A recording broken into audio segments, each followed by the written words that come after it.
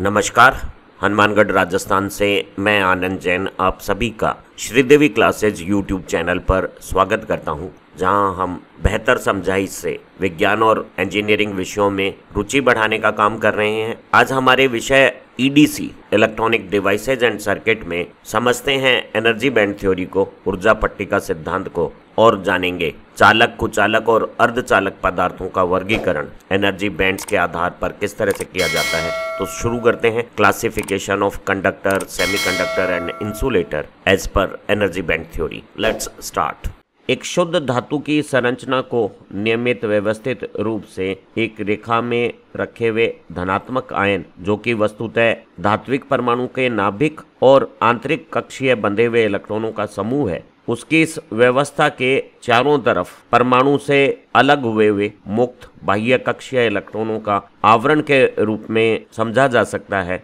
और किसी भी धात्विक परमाणु के सबसे बाह्य कक्ष के जितने भी इलेक्ट्रॉन होंगे वो संगत परमाणु को छोड़कर इस धात्विक समूह में इधर उधर गति करने के लिए स्वतंत्र हैं। और जैसे एक कमरे में गैस के अणु ताप की ऊर्जा के साथ गति करते हैं, उसी तरह से धातु आयनों के बीच में मुक्त इलेक्ट्रॉन भी पूरी धात्विक सतह में इधर उधर गति करने के लिए स्वतंत्र हैं। तापीय ऊर्जा के कारण तेज गति करते हुए ये जो मुक्त इलेक्ट्रॉन है वो बार बार दूसरे मुक्त इलेक्ट्रॉन, जालक के परमाणु और अगर कोई अशुद्धि है तो उनसे टकराते हैं, और इस टकराने से बार बार अपनी दिशा बदलते हैं। इन प्रत्यास्थ टक्करों में कोई ऊर्जा हस्तांतरण तो नहीं होता, लेकिन दिशा बदलता हुआ ये मुक्त इलेक्ट्रॉन यदृश गति करता हुआ पुनः उसी स्थान को प्राप्त कर लेता है जहां से उसने अपनी गति को शुरू किया था। और अलग अलग परमाणुओं की यदृश गतियां अलग अलग हो सकती हैं, लेकिन वो वापस अपने स्थान पर आ जाते हैं। तो हम कह सकते हैं कि इस तरह की तापीय गति से शुद्ध आवेश स्थानांतरण या शुद्ध धारा प्रवाह नहीं होता है। तापीय यदृश गति करता हुआ मुक्त इलेक्ट्रॉन जब वापस अपने स्थान पर आ जाता है जहां से उसने शुरू किया है, तो हम कहते हैं कि इस तरह की यदृश गति से आवेश का स्थानांतरण या विद्युत धारा का परिवहन नहीं हुआ है। लेकिन जब हम धात्विक चालक के सिरों पर विद्युत विभव लगाते हैं तो वो विद्युत विभव प्रवणता के साथ धातु के अंदर एक विद्युत क्षेत्र उत्पन्न कर लेता है, और उस विद्युत क्षेत्र के कारण यदृश तापीय गति करने वाले इलेक्ट्रॉन के साथ साथ एक विद्युत क्षेत्र के बल के कारण एक दिशा विशेष में अपवाह गति भी शुरू हो जाती है, और इस इलेक्ट्रॉन का पथ अपने मूल पथ से विचलित होता हुआ अंततः विद्युत क्षेत्र की विपरीत दिशा में कुछ मात्रा में स्थानांतरित हो जाता है। अलग अलग इलेक्ट्रॉनों की यदृश गति अलग अलग थी, और सभी प्रकार की यदृश गति से इलेक्ट्रॉन का आवेश स्थानांतरण में योगदान नहीं था। लेकिन दूसरी यदृश गति करते हुए इलेक्ट्रॉन का भी पथ अगर हम देखें तो ये जो काले रंग का तापीय गति का पथ है वो विद्युत क्षेत्र लगाने पे विद्युत क्षेत्र की विपरीत दिशा में बल लगने के कारण रूपांतरित लाल रंग का रूप धारण कर लेता है, और हम पाते हैं कि अंत में यदृश गति करता हुआ इलेक्ट्रॉन अपने मूल स्थान से विद्युत क्षेत्र की विपरीत दिशा में कुछ विस्थापित हो गया है। अलग अलग इलेक्ट्रॉन की यदृश गति अलग अलग हो सकती है, लेकिन विद्युत क्षेत्र के प्रभाव में सभी मुक्त इलेक्ट्रॉन एक साथ एक ही दिशा में विद्युत क्षेत्र की विपरीत दिशा में एक समान वेग से गति करने लगते हैं, और इस तरह से इलेक्ट्रॉनों की एक दिशा विशेष में बलपूर्वक गति को हम अपवाह वेग कहते हैं। और किसी धातु में मुक्त इलेक्ट्रॉनों का अपवाह वेग लगाए गए विद्युत क्षेत्र तीव्रता के समानुपाती होता है, और इस समानुपाती संबंध को बराबर का समीकरण बनाने के लिए जिस स्थिरांक का हम इस्तेमाल करते हैं म्यू, उसे हम गतिशीलता कहते हैं। कि अगर किसी धातु पे अधिक मजबूत विद्युत क्षेत्र लगाया जाता है या वहां इलेक्ट्रॉनों की गतिशीलता अधिक है, तो ऐसे मुक्त इलेक्ट्रॉनों का विद्युत क्षेत्र के प्रभाव में एक दिशा विशेष में अपवाह वेग भी अधिक होगा। हमने जाना कि जब एक धात्विक चालक पर बाहर से विद्युत विभव आरोपित किया जाता है तो इस बाह्य विद्युत विभव के कारण जो धन विभव से ऋण विभव की दिशा में धातु चालक के अंदर विभव प्रवणता के बराबर एक विद्युत क्षेत्र तीव्रता उत्पन्न हो जाती है, और इस विद्युत क्षेत्र तीव्रता के कारण धातु के सभी मुक्त इलेक्ट्रॉन जो काले रंग से तापीय यदृश गति करते हुए विस्थापित नहीं हो रहे थे, वो सभी विद्युत क्षेत्र की विपरीत दिशा में बल और त्वरण के कारण वेग पाते हुए जो नई लाल रंग की गतियां करते हैं, उसके फलस्वरूप उनके मूल स्थान से कुछ समय बाद की स्थितियां विद्युत क्षेत्र की विपरीत दिशा में विस्थापित हो जाती हैं। अलग अलग मुक्त इलेक्ट्रॉन की यादृश गति अलग अलग प्रकार की हो सकती है, लेकिन उसका दिशा विशेष में जो बलपूर्वक विस्थापन होता है विद्युत क्षेत्र के प्रभाव के कारण, वो विद्युत क्षेत्र की दिशा के विपरीत एक समान वेग का होगा और ये औसत अपवाह वेग लगाएगी विद्युत क्षेत्र तीव्रता के समानुपाती है। समानुपाती स्थिरांक को हम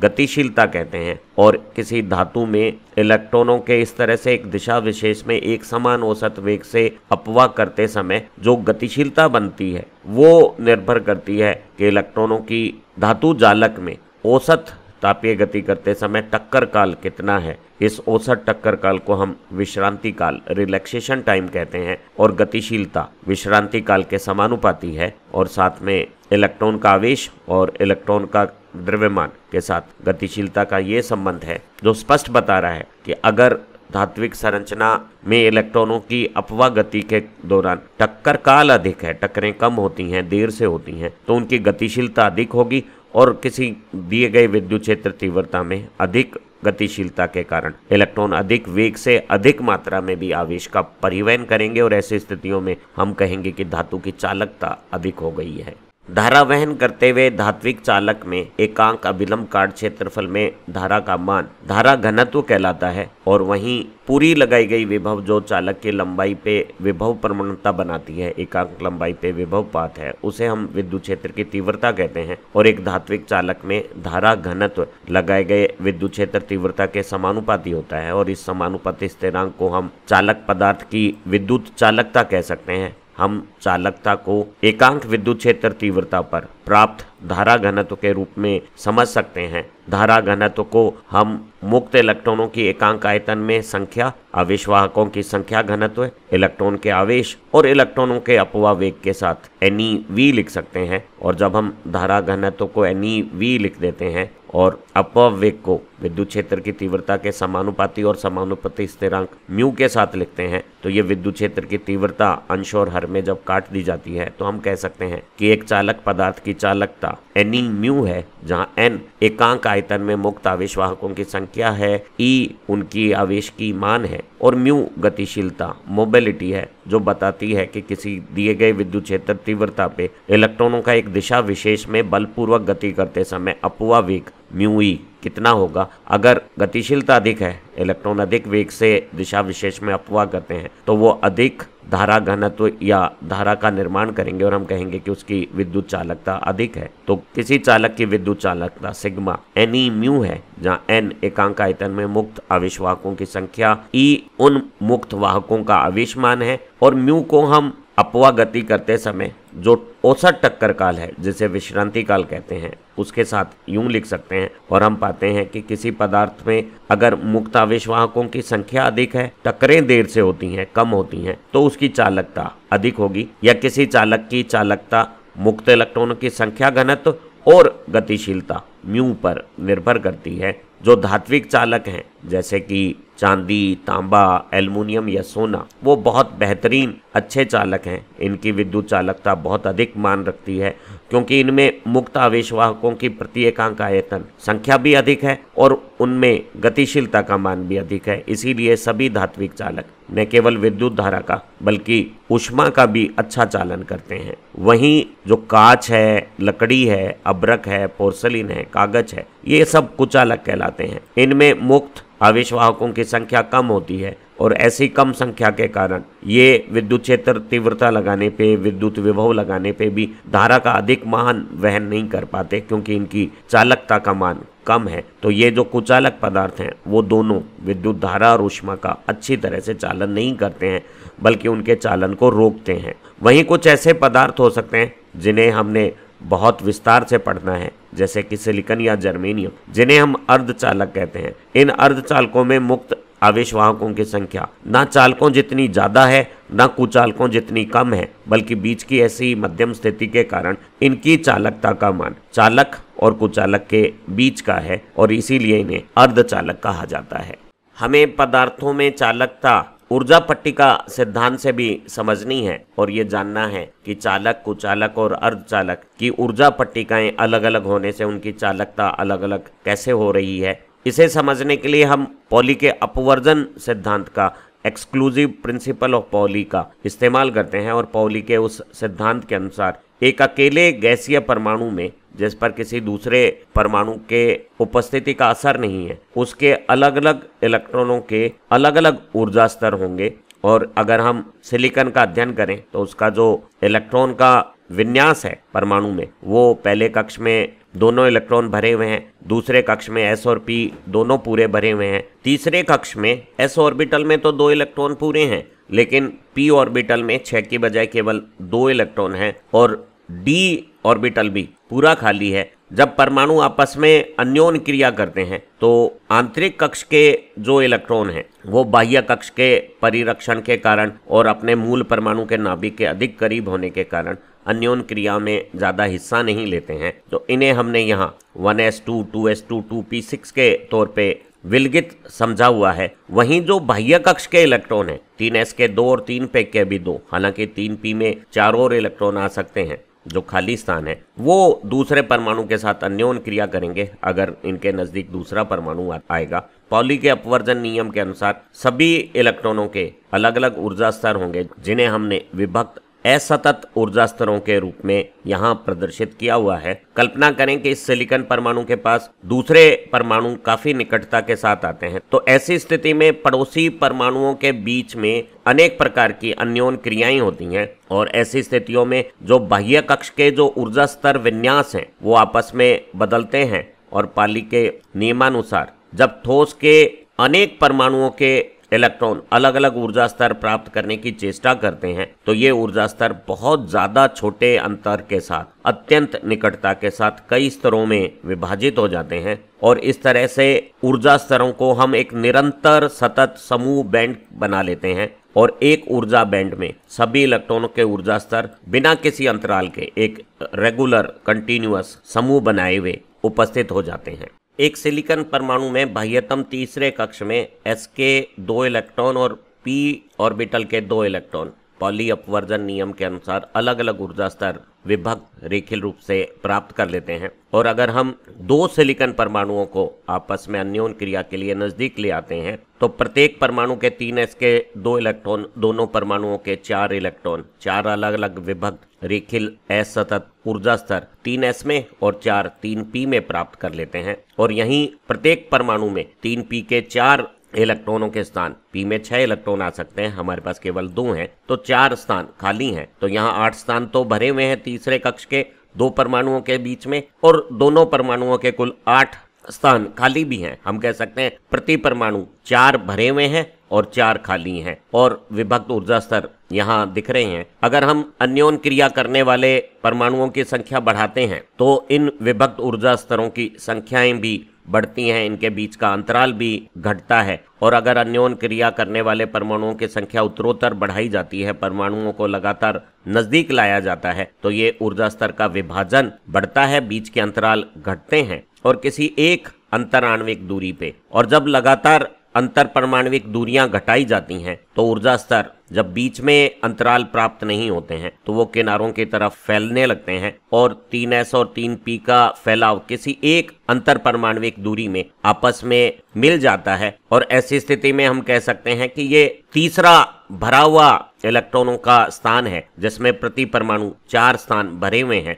अगर हम अंतर परमाणविक दूरियों को और नजदीक लाते हैं तो वास्तविक जालक दूरियों पे हम पाते हैं कि ये तीसरे कक्षक के इलेक्ट्रॉन हैं, उनके ऊर्जा स्तर में एक विपाटन आ जाता है और कुछ स्थान तो भरे हुए कम ऊर्जा के इलेक्ट्रॉनों की स्थितियों को दर्शाते हैं और कुछ ऐसे ऊर्जा स्थान हैं जो इलेक्ट्रॉन प्राप्त कर सकता है लेकिन वो 0 केल्विन पे या न्यूनतम ऊर्जा की स्थिति में पूरी तरह से खाली हैं। और इस भरी हुई नीचे की स्थिति और खाली ऊपर की स्थिति के बीच में कुछ ऐसा अंतराल है जिन अंतराल के इलेक्ट्रॉन ऊर्जा पाने के बावजूद भी अपना विशिष्ट स्थान इस अंतराल में नहीं रखते हैं और इस अंतराल को हम वर्जित ऊर्जा अंतराल, फॉरबिडन एनर्जी गैप कहते हैं। और इस अंतराल की ऊर्जा वाले इलेक्ट्रॉन अलग से स्थितियां नहीं प्राप्त करेंगे, उन्हें नीचे की स्थितियों में ही रहना होगा। नीचे की भरी हुई ऊर्जा पट्टिकाओं को हम अर्धचालक पदार्थ में संयोजी बैंड, वैलेंस बैंड कहते हैं। और वर्जित ऊर्जा अंतराल के बाद ऊपर जो खाली स्थान है जिन्हें कोई इलेक्ट्रॉन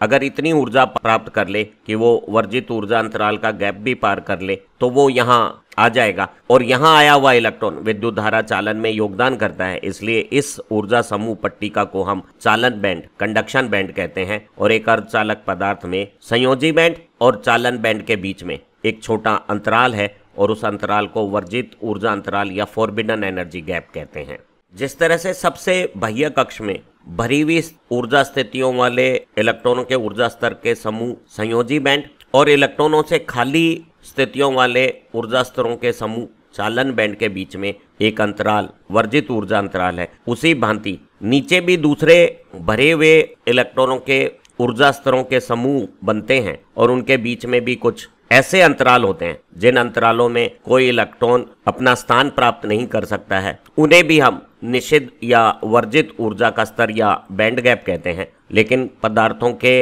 विद्युत चालकता के दृष्टिकोण से नीचे भरे हुए इलेक्ट्रॉन कक्षों के ऊर्जा समूह या पट्टिकाएं या उनके बीच के अंतराल हमारे लिए महत्वपूर्ण नहीं है। हमारे लिए सिर्फ ये तीन ऊपर सबसे ज्यादा ऊर्जा वाले इलेक्ट्रॉनों का भरा हुआ ऊर्जा समूह और उसके ऊपर वो ऊर्जा समूह जहां इलेक्ट्रॉन अपना स्थान तो प्राप्त कर सकते हैं लेकिन कम ताप की स्थितियों में या कम ऊर्जा की स्थितियों में जो स्थान खाली रहते हैं, उन दोनों के बीच में ये जो अंतराल है, ये तीन हमारे लिए महत्वपूर्ण है। जो सबसे अधिक ऊर्जा वाली भरे हुए इलेक्ट्रॉनों की ऊर्जा स्थितियों का समूह है, इसे हम संयोजी बैंड कहते हैं। और इसके ऊपर ऊर्जा स्थितियों का समूह जो खाली रह सकता है उसे हम चालन बैंड कहते हैं। और इन दोनों के बीच में जो अंतराल है उसे हम वर्जित ऊर्जा अंतराल forbidden energy gap, band gap easy कहते हैं। अलग अलग पदार्थों में संयोजी बैंड और चालन बैंड के बीच का ये वर्जित अंतराल काफी बड़े अंतर का हो सकता है और ज्यादा अंतराल 4 eV से भी अधिक अंतराल वाले बैंड गैप वाले पदार्थों को हम कुचालक कहेंगे।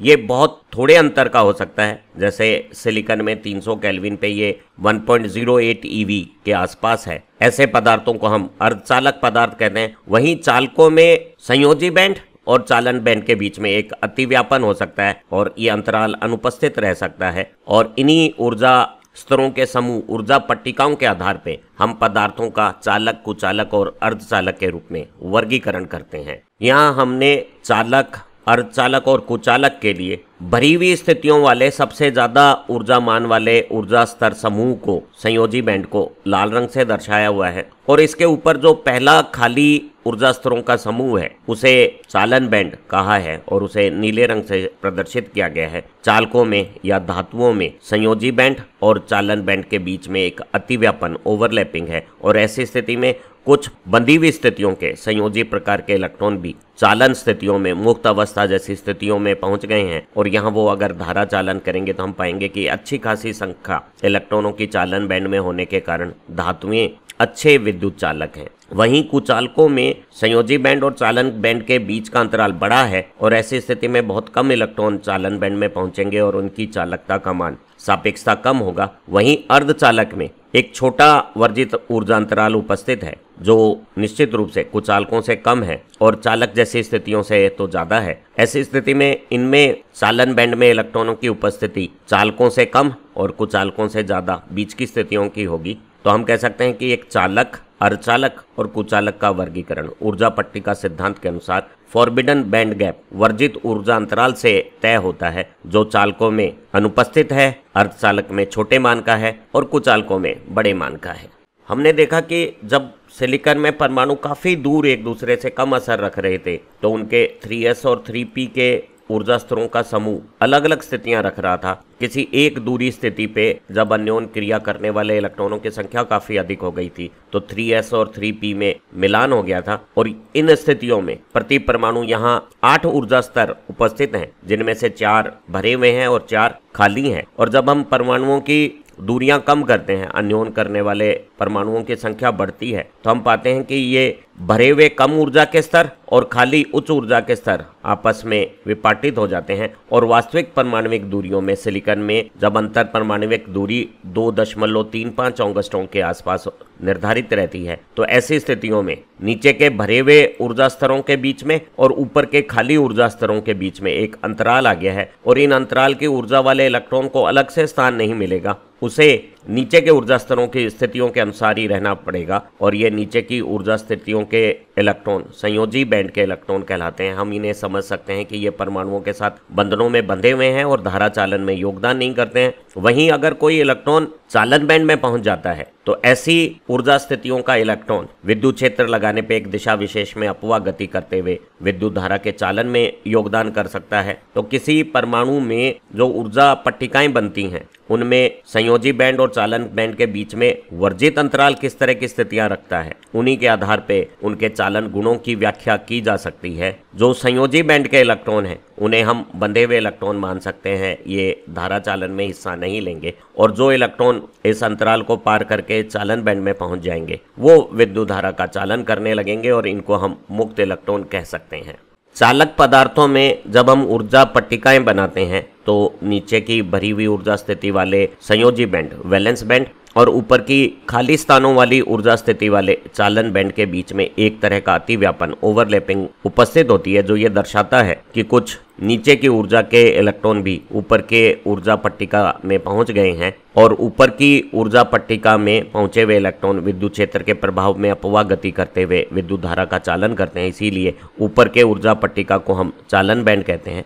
नीचे के इलेक्ट्रॉन बंधनों में बंधे हुए हैं तो इसलिए हम इन्हें आपस में जुड़े हुए वैलेंस बैंड या संयोजी बैंड कह सकते हैं। और धातुओं में चाहे वो चांदी हो, तांबा हो, एल्युमिनियम हो या कोई अन्य धातु या मिश्र धातु हो, जब संयोजी और चालन बैंड के बीच में कोई वर्जित ऊर्जा अंतराल नहीं है तो बहुत सारे इलेक्ट्रॉन किसी भी ताप की स्थिति में चालन बैंड में उपस्थित हैं और बड़ी संख्या में मुक्त इलेक्ट्रॉनों की उपस्थिति वाले ऐसे पदार्थ आसानी से धारा का परिवहन करते हैं। एक तांबे के चालक में एकांक आयतन में 1 घन मीटर आयतन में परमाणुओं की संख्या के बराबर ही 8.5 गुणा 10⁻28 एक बहुत बड़ी संख्या है मुक्त इलेक्ट्रॉनों की उपस्थिति होती है और ये बड़ी संख्या के मुक्त इलेक्ट्रॉन चालकता नी म्यू होती है। n एकांक आयतन में मुक्त आवेशवाहकों की संख्या अधिक होने के कारण धातुओं की चालकता बहुत अधिक हो जाएगी। जैसा कि यहाँ चित्र में दिखाया गया है, कुचालक पदार्थ में संयोजी बैंड और चालन बैंड वैलेंस बैंड और कंडक्शन बैंड के बीच में बहुत बड़ा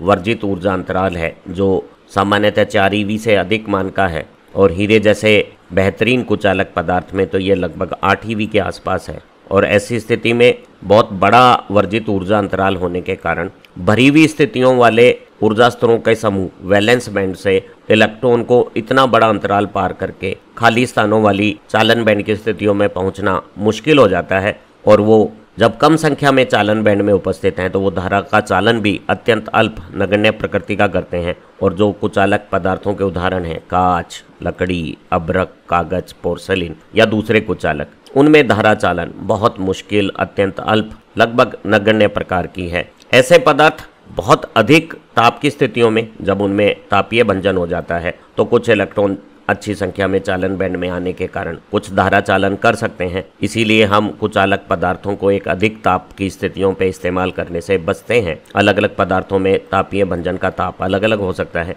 इसी प्रकार अगर हम चालक के ऊपर लगाए गए विद्युत क्षेत्र तीव्रता को बहुत ज़्यादा कर देते हैं और वो परावैद्युतंक भंजन जैसी स्थितियां अगर पैदा कर देती है तो ऐसी स्थितियों में उच्च विद्युत क्षेत्र के प्रभाव से बंधे हुए संयोजी बैंड के इलेक्ट्रॉन भी चालन बैंड में पहुंच जाते हैं और एक कुचालक पदार्थ भंजन के बाद धारा चालन करने लगता है। लेकिन अगर ताप अधिक नहीं है, बहुत मजबूत विद्युत क्षेत्र तीव्रता भी नहीं लगाई गई है तो एक कुचालक पदार्थ धारा का अत्यंत अल्प चालन करता है। और इस तरह के कुचालक पदार्थों का कांच, लकड़ी, अभ्रक, कागज या पोर्सेलिन का हम धारा के प्रवाह को रोकने के लिए प्रयोग करते हैं। सिलिकॉन, जर्मेनियम जैसे अर्धचालक पदार्थ ना तो चालक की भांति अच्छी चालकता रखते हैं, ना कुचालक की भांति ही बुरे विद्युत धारा के चालक हैं, बल्कि वो बीच की स्थितियों में रखते हैं। इनमें संयोजी बैंड, वैलेंस बैंड और चालन बैंड कंडक्शन बैंड के बीच का वर्जित अंतराल एक छोटा अंतराल है जिसका मान लगभग 1 eV के आसपास हो सकता है। और ये अंतराल चालकों जैसे ओवरलैपिंग से खत्म नहीं हुआ है और कुचालकों जैसे 4 eV से अधिक मान का नहीं है। बीच की स्थितियां हैं, इसलिए इनका व्यवहार चालक और कुचालक के बीच का है, इसीलिए इन्हें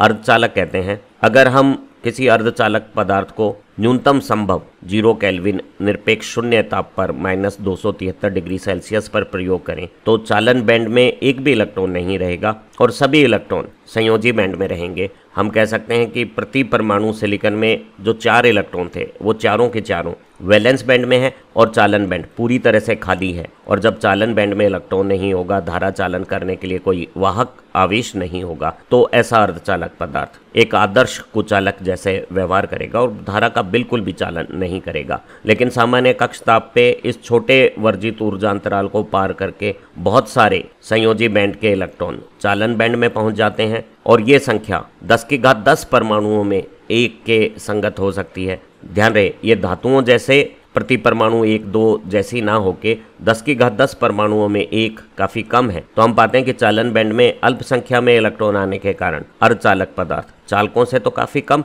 लेकिन निश्चित रूप से धारा का चालन करने लगते हैं। अगर हम एक अर्धचालक पदार्थ में ताप का मान बढ़ाते हैं तो वैलेंस बैंड के इलेक्ट्रॉनों की ऊर्जा भी बढ़ती है और ये वर्जित अंतराल भी हल्का सा कम हो जाता है और ऐसी स्थिति में चालन बैंड में इलेक्ट्रॉनों की संख्या बढ़ने लगती है और हम कहते हैं कि अर्धचालक पदार्थ में ताप बढ़ाने से विद्युत चालकता में वृद्धि होती है। उम्मीद है इस रुचिकर ज्ञानवर्धक वीडियो की मदद से आप एनर्जी बैंड प्रिंसिपल को, ऊर्जा पट्टिका सिद्धांत को अच्छी तरह से समझ गए होंगे और चालक, कुचालक और अर्धचालक का वर्गीकरण भी अब आपको समझ में आ गया होगा। हमारी इसी श्रृंखला की दूसरी लर्निंग वीडियो भी इतनी ही परीक्षा उपयोगी हैं। आप इन्हें अपने अध्ययन में भी इस्तेमाल करें, अपने दोस्तों के साथ भी साझा करें। आप अच्छा पढ़ें, तरक्की करें। अगर आपको हमारे YouTube चैनल से स्टडी नोट्स और ऑनलाइन डाउट क्लियरिंग क्लासेज की ज़रूरत हो तो इसकी YouTube मेंबरशिप भी ज्वाइन करें। Happy learning, have nice time, thank you very much.